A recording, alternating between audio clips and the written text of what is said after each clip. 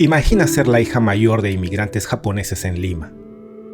Una adolescente normal en un colegio de monjas y que de un día para otro tu papá, ese profesor universitario que nadie tomaba muy en serio, se convierte en presidente del país. Así empezó todo para Keiko Fujimori. Décadas después, esa misma niña está a punto de convertirse ella misma en presidenta del Perú. En el camino hubo un divorcio escandaloso, un padre en la cárcel, un hermano que la traicionó, 2 prisiones preventivas y 3 derrotas presidenciales que casi nadie pensaba que podría superar. Esta es la historia de cómo llegó hasta aquí.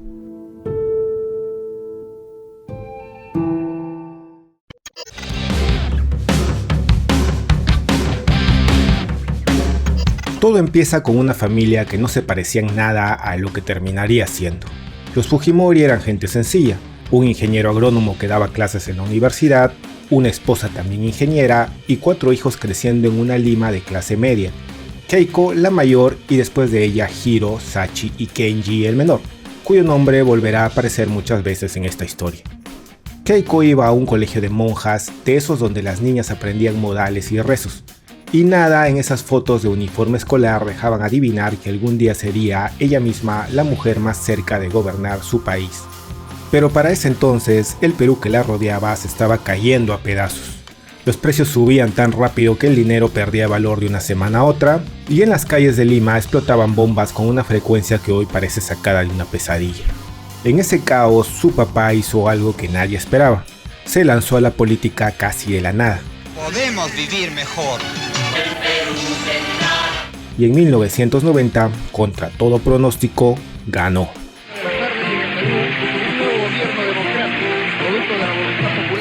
De la noche a la mañana, la hija del profesor Fujimori se convirtió en la hija mayor del presidente del Perú. Tenía 15 años.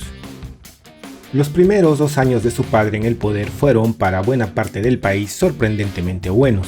La inflación, que parecía imposible de domesticar, empezó a ceder ante un programa de ajuste durísimo que él mismo había prometido no aplicar en campaña. Que frenemos el shock.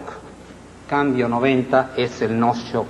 Y en abril de 1992 tomó tal vez la decisión más política que se le critica hasta hoy en día. Decidido, según él, a tener las manos libres para enfrentar tanto la crisis económica como el terrorismo, disolvió el Congreso y se hizo con un control casi absoluto del Estado. Disolver temporalmente el Congreso de la República. Algo que millones de peruanos, cansados de un parlamento que consideraban inútil, terminaron aplaudiendo en su momento. Meses después, su gobierno lograría capturar al líder de Sendero Luminoso, el golpe más simbólico contra el terrorismo de toda la década. Para 1992, Alberto Fujimori ya no era el desconocido que había llegado de la nada 2 años antes. Era para muchos el hombre que estaba salvando al Perú.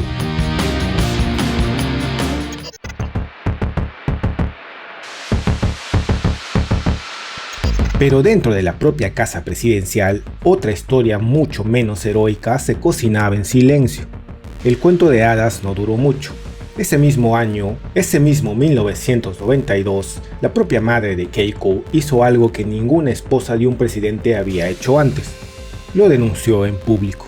El escándalo sobre un cargamento de ropa donada para los más pobres que terminaba primero en las manos de la familia presidencial fue enorme. Y resultó ser solo el primer síntoma de algo mucho más profundo, porque 2 años después sus padres terminaron divorciándose, con la prensa entera siguiendo cada detalle. He decidido por ello separar a mi esposa de la función de primera dama. Y aquí llega el primer gran giro de esta historia. Cuando su madre quedó fuera del cargo de primera dama en medio de ese quiebre, alguien tenía que ocupar ese lugar.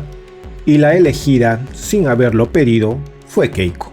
Mami, como te lo dije una vez, antes de hacer algo, piensa también en nosotros, tus hijos, que te queremos mucho.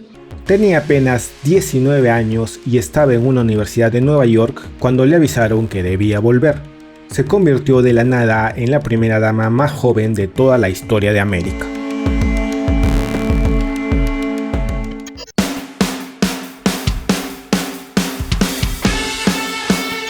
Durante los años que siguió ocupando ese lugar, hizo lo que cualquier primera dama hace: Viajó, sonrió en cumbres internacionales, presidió una fundación de ayuda social mientras terminaba sus estudios ahora en Boston. Pero había una pregunta flotando que nadie respondía del todo.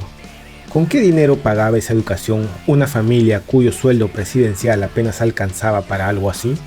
Esa pregunta se quedaría sin respuesta clara por años, pero quedaría ahí esperando.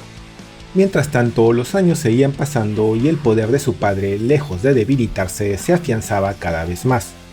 En 1995, con la guerra contra el terrorismo prácticamente ganada y la economía estabilizada, fue reelegido con una votación aplastante, más del 60% de los votos. Porque Fujimori sabe gobernar, marca con un aspa los 2.95. Cambió incluso la constitución para poder presentarse una tercera vez en el año 2000. Algo que generó cada vez más resistencia entre quienes empezaban a notar que ese poder ya no rendía cuentas a casi nadie. Pero por fuera todo seguía pareciendo sólido. La economía crecía, el terrorismo había sido derrotado y la imagen de su padre como salvador del país seguía intacta para una buena parte del Perú. Lo que casi nadie sabía, y ni siquiera Keiko, era cuánto de ese poder se sostenía sobre algo que no tardaría en salir a la luz. Y entonces, en el año 2000, todo se vino abajo de golpe.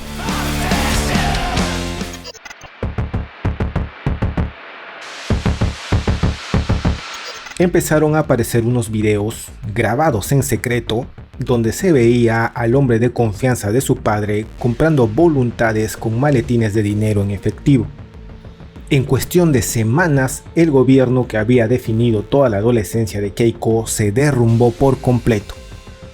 Ella, ya con 25 años, salió del Palacio de Gobierno viendo a su padre huir del país. Alberto Fujimori, por su parte, no se quedó tranquilo mucho tiempo.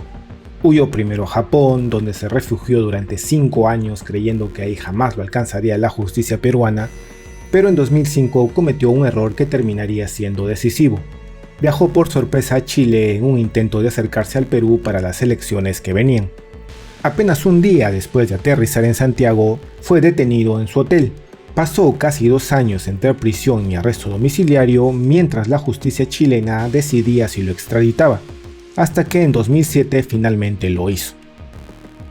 De vuelta en Lima fue juzgado por varios casos a la vez, y en 2009 la justicia peruana lo condenó a 25 años de prisión bajo los crímenes de Barrios Altos y La Cantuta, entre otros casos, convirtiéndolo en el primer expresidente electo de América Latina condenado en su propio país por violaciones a los derechos humanos. ¡Soy inocente! Y fue justo en ese momento de derrumbe, mucho antes de todo ese proceso judicial contra su padre, que llegó finalmente la respuesta a la pregunta sobre sus estudios. El propio Montesinos, ya preso, contó que esos años en Boston se habían pagado con dinero del Estado, desviado a través de los servicios de inteligencia. La familia daría con los años varias explicaciones distintas, y aunque el caso terminaría archivado más de una década después, sin condena para nadie, quedó flotando algo que ninguna resolución pudo borrar: la sensación de que en esta familia el dinero siempre tendría una historia complicada detrás.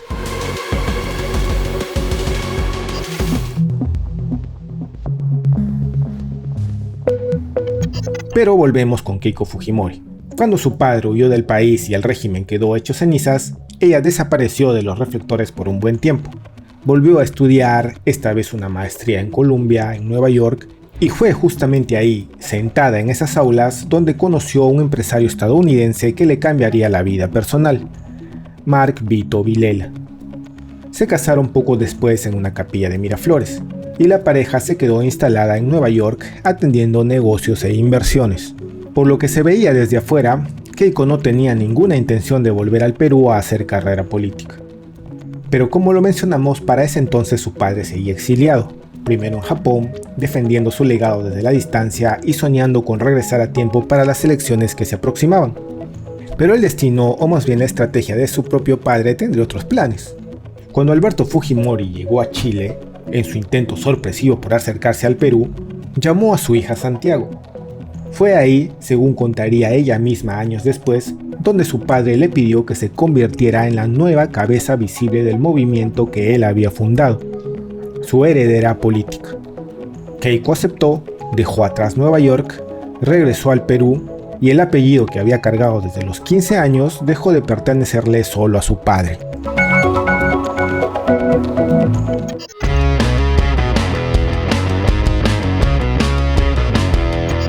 Postuló al Congreso por primera vez en 2006, apenas con el peso de su nombre y el mandato de su padre en Chile. El resultado dejó a todos con la boca abierta. La votación más alta que se había registrado jamás por un candidato al Parlamento peruano. Más de 600.000 votos. El apellido, lejos de ser un lastre, seguía moviendo multitudes enteras. En esos mismos años, como congresista, nacieron sus dos hijas, Kiara y Kaori. Y la maternidad terminaría siendo, sin que ella lo planeara, parte central de uno de los episodios más recordados de su carrera. Lo curioso es que, sentada en su curul, a Keiko casi no se la veía por ahí. Acumuló en sus años como congresista cientos de días de ausencia entre licencias, viajes y faltas que ni ella misma podía explicar del todo bien. Su producción legislativa fue igualmente escasa. En 5 años presentó apenas 21 proyectos de ley, varios de ellos relacionados con endurecer las penas contra la delincuencia, entre ellos una iniciativa para ampliar la pena de muerte a violadores de menores que terminó sin aprobarse, ya que la Constitución peruana no lo permite. Donde sí fue mucho más activa fue en la defensa pública de su padre, cuyo juicio por las masacres de Barrios Altos y La Cantuta comenzó precisamente durante esos años, en 2007. Cuando Alberto Fujimori estaba a punto de ser juzgado tras su extradición, Keiko organizó movilizaciones de apoyo y declaró a la prensa que confiaba en su absolución porque, según sus palabras, no había pruebas contundentes en su contra. Sostuvo durante años la versión de que ella desconocía por completo los delitos cometidos por Montesinos y el resto del entorno cercano a su padre, una tesis que mantendría con matices durante el resto de su carrera política.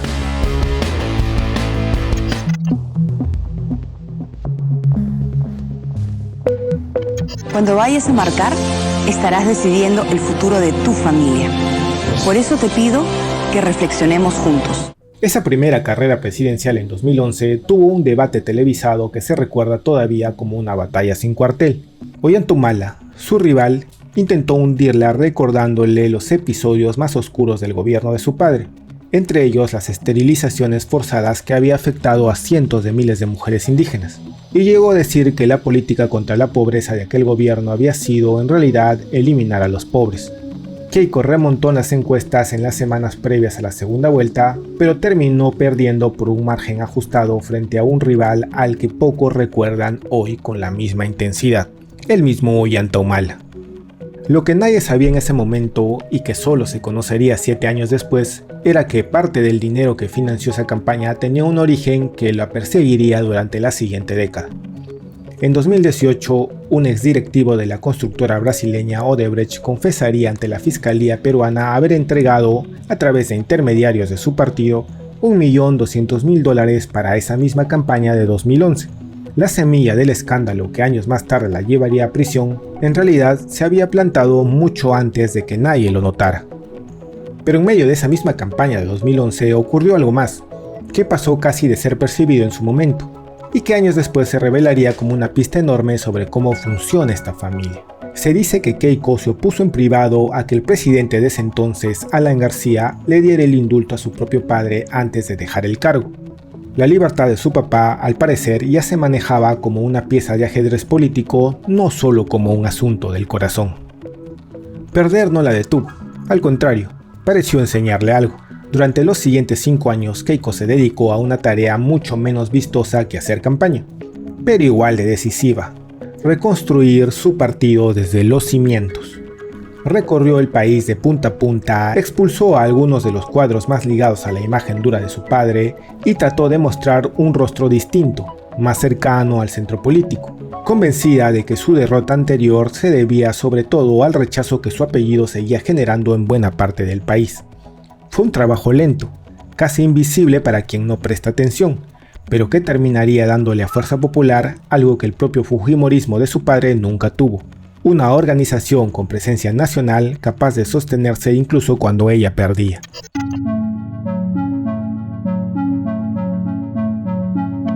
Cada vez más fuerte. ¡Vamos contigo! Cada vez más cerca. Pasaron esos 5 años y en 2016 volvió a intentarlo. Esta vez con un discurso de mano dura contra la delincuencia que incluía propuestas tan extremas como la pena de muerte para quienes violaran niños menores de 7 años. En la primera vuelta arrasó con casi el 40% de los votos, una distancia enorme sobre cualquier otro candidato.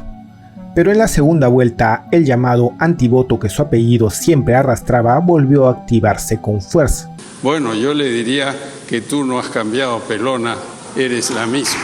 Decenas de miles de personas que no necesariamente querían a su rival salieron a votar específicamente para impedirle ganar a ella. La derrota terminó siendo otra vez dolorosísima por lo ajustada, el margen más estrecho que se había visto jamás en una elección presidencial peruana, apenas unas décimas de punto frente a Pedro Pablo Kuczynski, el mismo hombre que la había increpado por sus ausencias en el debate de 5 años atrás. Pero esa derrota escondía en realidad una victoria enorme, porque mientras ella perdía Palacio de Gobierno, su partido arrasaba en el Congreso, consiguiendo la mayoría más aplastante que una oposición había tenido en décadas. Y entonces, sin haber ganado la presidencia, Keiko gobernó de todas formas, solo que desde otro lugar. Su bancada bloqueó, censuró e interpeló sin descanso al gobierno que sí había ganado. Para buena parte del país, aquello se sintió como un berrinche prolongado. La mujer que no terminaba de aceptar haber perdido por tan poco, convirtiendo su control del Congreso en una máquina de obstrucción permanente. Esa obstrucción llegó a su punto más alto justo antes de una Navidad en diciembre de 2017. La bancada de Keiko intentó vacar al presidente en medio de una investigación que apenas empezaba a tocar a su propio partido. Le faltaron por muy poco los votos necesarios. Y la razón resultó ser digna de una telenovela. Un grupo de congresistas de su propio bando se negó a votar a favor, liderados por nadie menos que su propio hermano menor, Kenji Fujimori. 3 días después de esa votación fallida, justo en Navidad, el padre de ambos salió de la cárcel gracias a un indulto. Meses más tarde, en marzo de 2018, salieron a la luz unas grabaciones de audio que se conocerían como los Kenji videos. Conversaciones en las que se escuchaba al propio Kenji Fujimori negociando con congresistas y funcionarios del gobierno de Kuczynski, en una transacción que casi todos leyeron de la misma forma: votos para salvar a PPK de la vacancia a cambio de la libertad de su padre. Keiko expulsó a su propio hermano del partido. La relación entre los dos hermanos que habían crecido juntos en Palacio de Gobierno quedó destruida frente a todo el país sin remedio. Quiero dirigirme a mi hermana Keiko y decirte, bueno, felicitaciones, aquí tienes mi cabeza en bandeja. La salida de Kuczynski irónicamente no llegó por la vía de la vacancia que Fuerza Popular tanto había intentado, sino por la puerta de atrás. La difusión de los Kenji videos generó tal escándalo que, esta vez, fue el propio Congreso, incluyendo a varios de los que antes lo habían defendido, quien le retiró el respaldo. Acorralado y a solo días de enfrentar una tercera moción de vacancia, que esta vez sí parecía tener los votos suficientes, Kuczynski presentó su renuncia en marzo de 2018.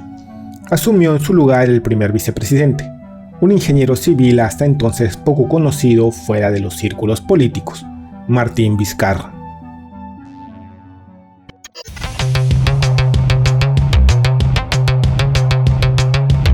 Mientras esa guerra de familias se desarrollaba en público, otra batalla mucho más personal avanzaba en silencio desde hacía ya un par de años, y que tenía sus raíces, como ya vimos, en ese mismo aporte de Odebrecht a la campaña de 2011. Todo había empezado a destaparse con algo aparentemente menor: cócteles y rifas que su partido organizaba para recaudar fondos de campaña, una práctica que en 2016 comenzó a investigarse por sospechas de que en realidad servía para esconder aportes de empresarios que preferían no figurar como donantes oficiales. Cuando al año siguiente los propios ejecutivos de Odebrecht confirmaron ante la fiscalía haber financiado tanto la campaña de 2011 como la de 2016, el caso dejó de ser menor por completo. La investigación terminó en manos de un fiscal que se convertiría con los años en una de las figuras más conocidas de la justicia peruana, José Domingo Pérez. A finales de 2017 allanó los locales de Fuerza Popular y casi un año después, en octubre de 2018, logró la detención de Keiko Fujimori. Para entender por qué la acusación llegó tan lejos, hay que entender la tesis completa del fiscal. Según su versión, Keiko no solo habría recibido dinero de origen irregular para sus campañas de 2011 y 2016, sino que habría liderado dentro de su propio partido una estructura organizada específicamente para lavar ese dinero, usando aportes falsos que figuraban en los registros para disfrazar el origen real de los fondos. La cifra que manejaba la fiscalía no era pequeña, más de 17 millones de dólares lavados, parte de ellos, según se presumía, provenientes de un aporte de millones de dólares de la propia Odebrecht. Los cargos formales terminaron siendo 5: lavado de activos, organización criminal, obstrucción de la justicia, falsedad genérica y falsa declaración en procedimiento administrativo. Esa primera detención de octubre de 2018 fue revocada a los pocos días, pero no por mucho tiempo. El juez Richard Concepción Carguancho dictó 36 meses de prisión preventiva contra ella y esta vez sí, Keiko entró a prisión. Declarar fundado el requerimiento de prisión preventiva planteada por el Ministerio Público y en consecuencia se impone mandato de prisión preventiva. Fue en ese momento que su esposo protagonizó uno de los episodios más recordados de toda esta historia.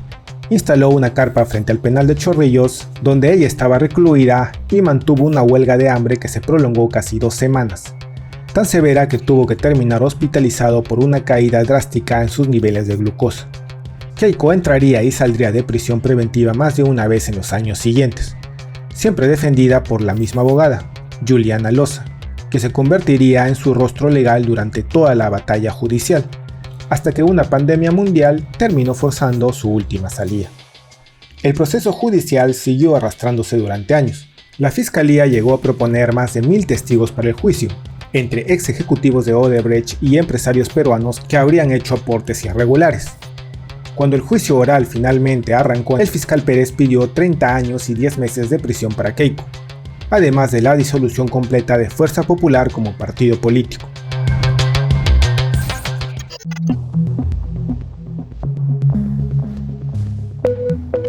Mientras ese proceso avanzaba a paso de tortuga, el país a su alrededor se volvía cada vez más inestable y la bancada de Keiko seguía siendo protagonista de esa inestabilidad. En noviembre de 2020, el Congreso vacuó al presidente Martín Vizcarra por presuntas coimas recibidas años atrás en una votación que necesitaba 87 votos y terminó con 105, gracias en parte a que Fuerza Popular votó en bloque y de manera unánime a favor de sacarlo, repitiendo exactamente la misma jugada que había intentado sin éxito contra Kuczynski 3 años antes. Esta vez sí funcionó. El país tuvo de un día para otro a un nuevo presidente, el infame Manuel Merino, hasta entonces titular del propio Congreso, que asumió el cargo por sucesión constitucional. Pero su gobierno duró apenas unos días, derribado por una ola de protestas masivas en las que murieron 2 jóvenes manifestantes, lo que lo obligó a renunciar casi de inmediato. En su lugar, el Congreso designó a Francisco Sagasti, un congresista de perfil técnico y bajo voltaje político, que terminaría conduciendo al país ya con más calma hasta las elecciones del siguiente año. La sensación de inestabilidad crónica que venía desde 2016 se profundizó todavía más. Volveremos a empezar. Al año siguiente, en 2021, Keiko lo intentó por tercera vez en las urnas. Esta vez su rival fue Pedro Castillo, un maestro rural de un pueblo andino, casi desconocido hasta meses antes de la elección, que terminó arrebatándole la presidencia por apenas 44,000 votos. La derrota más dolorosa de las 3 porque la tuvo más cerca que nunca. Y su reacción ante esa derrota fue, quizás, la más beligerante de toda su carrera. Sin presentar pruebas concretas, Keiko denunció públicamente fraude, pidió la anulación de cientos de miles de votos y llegó a decirle a sus seguidores en un mitin que si el jurado electoral revisaba bien las actas, la elección se iba a voltear. La protesta se prolongó durante casi un mes, mientras el conteo final se completaba en medio de una tensión que recordaba, en cierto modo, a algunas de las peores crisis políticas de la región. Al final, el resultado oficial confirmó la victoria del maestro rural, y Keiko tuvo que aceptar por tercera vez consecutiva que el techo invisible que la separaba de la presidencia seguía intacto. El maestro gobernaría apenas 1 año y medio, entre escándalos propios, hasta que en diciembre de 2022 intentó algo que ningún asesor le había recomendado: un autogolpe. disolver el Congreso por decreto. Disolver temporalmente el Congreso de la República. Le duró apenas unas horas antes de terminar detenido camino a pedir asilo en una embajada. Para una parte enorme del país, ese episodio pareció confirmar exactamente lo que el fujimorismo llevaba años repitiendo, que solo el orden, aunque fuera un orden duro, podía evitar el caos. Lo que vino después, sin embargo, no fue exactamente paz. Cuando Dina Boluarte, hasta entonces vicepresidenta, asumió el poder, estallaron protestas masivas en el sur del país exigiendo su renuncia y elecciones adelantadas. La represión que siguió dejó, según las cifras oficiales, alrededor de 50 civiles muertos y más de 1000 heridos en pocos meses, en episodios como los de Ayacucho y Juliaca, que organismos como Amnistía Internacional calificaron poco después como uno de los peores casos de violaciones de derechos humanos en la historia reciente del Perú. Y mientras todo eso pasaba, en el plano político, su bancada protagonizó uno de los giros más curiosos en toda su historia. La misma que había hecho de la vacancia presidencial su deporte favorito, ahora protegía con uñas y dientes a la nueva presidenta que había asumido el poder tras la caída de Castillo. A pesar de la represión y de las muertes que su gobierno acumulaba, votaron en bloque una y otra vez contra cada intento de removerla. En febrero de 2004, el propio padre de Keiko, ya liberado, llegó a declarar en televisión que ese gobierno continuaría sencillamente porque su partido así lo había decidido.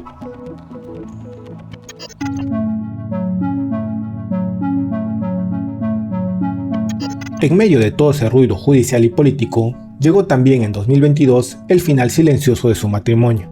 El mismo hombre que había hecho huelga de hambre por su libertad, después de casi 2 décadas juntos, se separó de ella sin que trascendiera nunca públicamente el motivo real. Ella, en una entrevista años después, solo diría que el proceso había sido complicado, aunque agradecía su apoyo en los momentos más oscuros. El juicio oral, que ya llevaba meses de audiencias desde 2024, parecía encaminarse hacia un desenlace adverso para ella, y entonces ocurrió un giro de guión que pocos vieron venir. El Tribunal Constitucional en octubre de 2025 decidió anular todo el proceso y lo hizo con un argumento que merece explicarse porque es casi tan llamativo como el caso mismo. Según el tribunal, 2 de los cargos centrales no se sostenían: el de lavado de activos, porque la figura legal específica que se le aplicaba no existía todavía en el Código Penal peruano cuando ocurrieron los hechos investigados, y aplicarla de todas formas habría significado juzgarla con una ley que al momento de los hechos simplemente no existía, y el de organización criminal porque, en palabras del propio fallo, ganar elecciones es una finalidad política legítima que no puede equipararse a un fin delictivo, que es justamente lo que esa figura penal exige para poder aplicarse. La decisión no fue unánime. 5 magistrados votaron a favor de anular el proceso y otros 3 se opusieron. En enero de 2026, el caso quedó formalmente archivado en sus puntos más graves, aunque quedaron en pie de forma independiente los cargos menores de falsedad genérica y falsa declaración en procedimiento administrativo. El momento exacto en que todo esto ocurrió, apenas semanas antes de que ella anunciara su 4ª candidatura, no pasó de ser percibido por nadie, y como para cerrar el círculo de ironías, ya en plena campaña, se la vio reunida con el propio Pedro Pablo Kuczynski, el expresidente al que su bancada había intentado vacar años atrás, agradeciéndole esta vez en buenos términos por el mismo indulto a su padre que supuestamente ella había tratado de evitar mucho tiempo antes.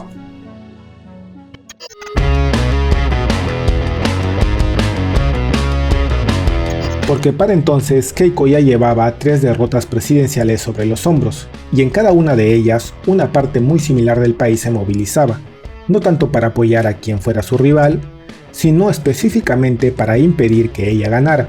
Algunos politólogos llegaron a decir que ese rechazo, sin partido formal ni militancia organizada, se había convertido en la fuerza política más poderosa del Perú, apareciendo puntual cada 5 años solo para frenarla. Para muchos, incluso ella misma, esta 4ª oportunidad tenía un peso distinto a los anteriores. Si no lo lograba esta vez, probablemente ya no habría una 5ª. Y había algo más jugando a su favor, algo que ningún juez ni ninguna campaña publicitaria podría fabricar. El recuerdo todavía fresco de lo que había sido el gobierno de Castillo. 16 meses de caos, un autogolpe fallido, un presidente terminado preso. Para una parte enorme del electorado que en 2021 había votado por la izquierda o que simplemente se había abstenido por desconfianza hacia ella, esa experiencia funcionó como una vacuna involuntaria contra el experimento de votar distinto. Keiko no necesitaba convencer a nadie de que ella era la mejor opción. Le bastaba con recordarles una y otra vez lo que ya habían vivido cuando eligieron lo contrario. La primera vuelta, sin embargo, no fue tranquila. Quedó marcada por fallas logísticas en la entrega de material electoral que dejó a miles de personas sin poder votar a tiempo, y el candidato que terminó en un cerrado tercer lugar, Rafael López Aliaga, denunció fraude con una furia que llenó las calles de Lima de marchas durante semanas. Su acusación tenía una particularidad curiosa. Decía que el fraude no era para favorecerla a ella, sino para impedir que él, y no el candidato de izquierda, fuera el que la enfrentara en la segunda vuelta. Lo perdió por apenas 24.000 votos. Convoque usted a elecciones complementarias. Las misiones de observación internacional, sin embargo, avalaron la integridad del proceso a pesar de las fallas logísticas, y la denuncia de fraude nunca llegó a aprobarse. Semanas después, el propio López Aliaga, sin abandonar del todo su narrativa, terminó pidiéndole a sus seguidores que votaran por ella en la segunda vuelta, resumiendo las elecciones en una frase que se repitió mucho en esos días: la disputa entre la libertad y el comunismo. Porque al frente, otra vez, estaba la izquierda. Roberto Sánchez, su rival, cerró su campaña acusando al fujimorismo de cargar un legado de horror y pidiendo a las fuerzas patrióticas unirse en su contra. Keiko, en cambio, eligió un tono distinto al de sus campañas anteriores. Reconoció errores de su propia trayectoria, pidió una oportunidad para gobernar y apostó su discurso final al respaldo de un equipo técnico, no a la confrontación. Fue una campaña extrañamente silenciosa para los estándares fujimoristas, sin la furia de discursos pasados, como si después de 3 derrotas hubiera aprendido que gritar más fuerte nunca había sido lo que le faltaba. El balotaje final resultó ser el más cerrado en toda la historia electoral del país, decidido por una diferencia de centésimas de punto, tan ajustado que ninguno de los dos bandos pudo celebrar tranquilo hasta que se contara hasta el último voto. Y esta vez, después de 3 intentos fallidos, después de marchas, denuncias de fraude cruzadas a lo largo de 15 años y un país agotado de tanta incertidumbre, el techo que tantas veces le había detenido, finalmente no alcanzó.